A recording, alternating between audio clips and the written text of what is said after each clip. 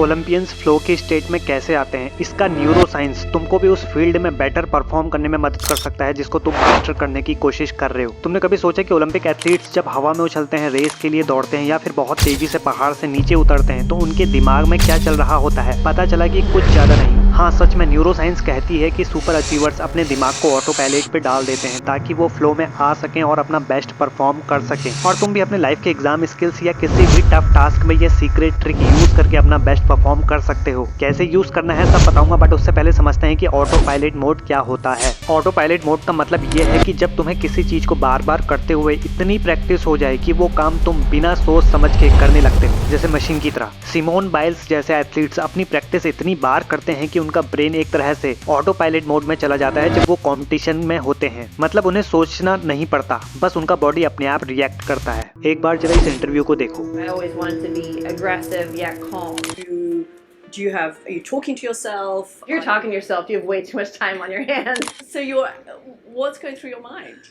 I've visualized and memorized the course 100 times before every. इस interview में Olympic skier Lindsey von से एक बार पूछा गया कि जब वो इतनी तेजी से स्कीइंग करती है तो उनके दिमाग में क्या चल रहा होता है, क्या वो खुद से उस वक्त बात करती हैं? तो लिंडसे वॉन हंस के मजाक में जवाब देती है कि अगर तुम अपने आप से बात कर रहे हो तो शायद तुम्हारे पास ज्यादा फ्री टाइम है, लेकिन उस वक्त हमारे पास इतना टाइम नहीं होता कि हम खुद से कुछ बोल सकें। मेरे दिमाग में सिर्फ विजुअलाइजेशन और जो प्रैक्टिस मैंने की है वो सब ऑटोमेटिक चलता है। और इस बात को दुनिया भर के न्यूरो साइंटिस्ट ने कंफर्म भी किया है कि जब ओलंपियंस जैसे हाई लेवल एथलीट्स कंपटीशन कर रहे होते हैं तब उनका दिमाग बिल्कुल शांत होता है। वो अपने दिमाग में ज्यादा सोचते नहीं है या अपने आप से बात नहीं करते। उनका फोकस बिल्कुल अपने परफॉर्मेंस पे होता है और वो ऑटो पायलट मोड में चले जाते हैं जिसमें उनका दिमाग बिना ज्यादा कॉन्शियस एफर्ट के काम करता है। इसी तरह जब साइंटिस्ट ने ब्राजीलियन फुटबॉलर स्टार नेमार के ब्रेन स्कैन को लोअर लेवल प्लेयर्स के साथ कंपेयर किया तो उन्होंने देखा कि नेमार का दिमाग उन लेस एक्सपीरियंस्ड प्लेयर के मुकाबले काफी शांत था। माइकल जॉन ओकीफे जो क्वींसलैंड यूनिवर्सिटी में स्पोर्ट्स कोचिंग के रिसर्चर हैं, कहते हैं नेमार ने स्पेनिश सेकंड डिवीजन के प्लेयर के मुकाबले अपने दिमाग का 90% कम इस्तेमाल किया था और ये न्यूरॉन सिग्नल से मेजर भी किया गया। सिंपल टर्म्स में ऐसा लगता है जैसे नेमार का दिमाग ऑटो पायलट पे था जबकि लोअर लेवल प्लेयर्स अपने दिमाग का ज्यादा हिस्सा यूज कर रहे थे। बट इसी का उल्टा केस भी कभी कभी प्रॉब्लमेटिक होता है। जब जिम्नास्ट सिमोन बाइल्स ने 2020 गेम से विड्रॉ किया, हार्वर्ड के साइकोलॉजिस्ट माइकल हॉलैंडर ने बताया कि उस वक्त उनका बॉडी सिग्नल दे रहा था कि डेंजर है। मतलब उसके पास दो काम थे, एक तो डेंजर को मैनेज करना जो उसके दिमाग में चल रहा था और दूसरा अपने जिम्नास्टिक्स का मूव सेफली करना। दोनों चीजें एक साथ करने में मुश्किल होती है। बाइल्स के दिमाग में इतनी ज्यादा चीजें चल रही थी कि उसको परफॉर्मेंस देने में दिक्कत हो रही थी। जैसे ड्राइविंग में एक एक्सपीरियंस ड्राइवर बिना ज्यादा सोच विचार के ड्राइव कर लेता है, पर एक बिगिनर ड्राइवर हर टर्न पे टेंशन लेता है। टॉप एथलीट्स को अपने कंपटीशन के वक्त अपने दिमाग का ज्यादा पार्ट शट डाउन करना पड़ता है ताकि वो अपना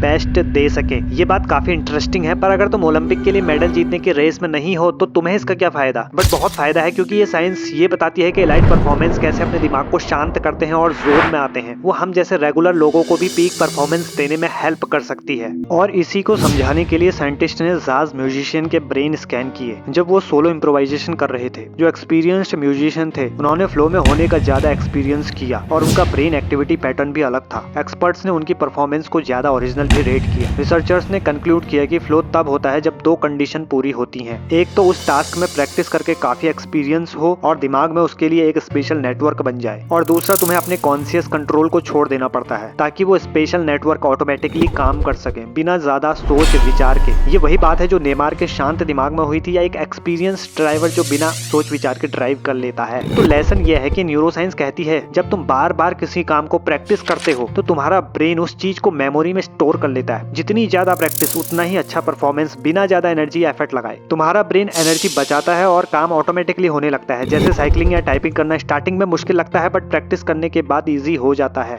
तो अब सवाल यह है कि तुम अपनी लाइफ में इस ऑटो पायलट ट्रिक को कैसे यूज कर सकते हो। सिंपल, तुम्हें जो भी चीज अच्छी तरह सीखनी है उसकी रेगुलर प्रैक्टिस करो। जब हम कोई नई मुश्किल स्किल सीखते हैं और फ्लो स्टेट में नहीं आ पाते तो टेंशन लेने की जरूरत नहीं है। ये बिल्कुल नेचुरल है। तुम्हारा दिमाग नए तरीके से काम करना सीख रहा है, मतलब कि रिवायर हो रहा है, और इसमें थोड़ा वक्त लगता है। लेकिन जब तुमने प्रैक्टिस कर ली होती है और तुम अपना बेस्ट देना चाहते हो तब कंसंट्रेशन कम करनी होती है, यानी अपने माइंड को रिलैक्स करना होता है। साइंटिस्ट कहते हैं कि फ्लो स्टेट में आने के लिए ओवर थिंकिंग छोड़नी पड़ती करती है, बस अपने एक्सपीरियंस को अपने काम का कंट्रोल लेने दो। यानी कि फ्लो तब होता है जब तुमने इतनी प्रैक्टिस कर ली होती है कि तुम्हारा दिमाग ऑटो पायलट पे काम करने लगता है बिना सोच विचार के। ओलंपियंस जैसे सिमोन बाइल्स या नेमार जब अपना बेस्ट देते हैं, उनका दिमाग मोस्टली ऑटो पायलट पे ही होता है, क्योंकि उन्होंने इतनी बार प्रैक्टिस की होती है कि उनका बॉडी और माइंड ऑटोमेटिक काम करता है। तुम्हें भी अपनी लाइफ में चाहे एग्जाम हो या कोई स्किल, प्रैक्टिस करते रहना है। जब तुमने काफी प्रैक्टिस कर ली, तब फ्लो में आने के लिए बस लेट गो करना सीखना है। ओवर थिंकिंग और माइक्रो मैनेजिंग छोड़ दो और अपने स्किल्स को अपना काम करने दो। साइंटिस्ट कहते हैं कि जब तुम इतनी प्रैक्टिस कर लेते हो तो तुम्हारे माइंड को ज्यादा कंट्रोल करने की जरूरत नहीं होती है। तुम अपना बेस्ट वर्क बिना स्ट्रेस के कर पाते हो और प्रोसेस का मजा भी लेते हो। तो जब तुम ओलंपियंस को देखते हो, याद रखो कि उनका सीक्रेट सिर्फ प्रैक्टिस नहीं है, बल्कि फ्लो स्टेट में आने के लिए अपने माइंड को रिलैक्स करना भी है। तुम्हें चाहे जिम में जाके एक्सरसाइज सीखनी है या एग्जाम के लिए पढ़ना है, प्रैक्टिस के साथ अपने दिमाग को शांत रखना सीखो और तुम अपने बेस्ट पे परफॉर्म कर पाओगे। यही है ओलंपियंस का रियल सीक्रेट। जैसे तुम्हें एग्जाम में अच्छा परफॉर्म करना है, रोज थोड़ा थोड़ा पढ़ाई करो, जिससे तुम्हारा ब्रेन तुम्हें बिना ज्यादा टेंशन के पढ़ाई के टाइम ऑटो पायलट मोड में डाल देगा। फिर तुम्हें ज्यादा स्ट्रेस नहीं होगा और तुम अपना बेस्ट पोटेंशियल पे परफॉर्म कर पाओगे।